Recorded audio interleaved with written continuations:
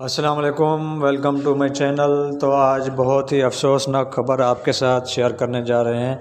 معروف مذہبی امور مولانا طارق جمیل صاحب کے بیٹے عاصم منیر کو گولی لگ گئی ہے، جو کہ انتقال کر گئے ہیں۔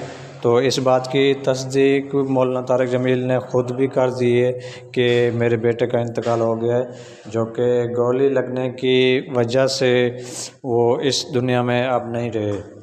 تو ان کی کوئی دشمنی تھی یا کوئی اور بات تھی، تو یہ اب تک بات سامنے نہیں آئی ہے۔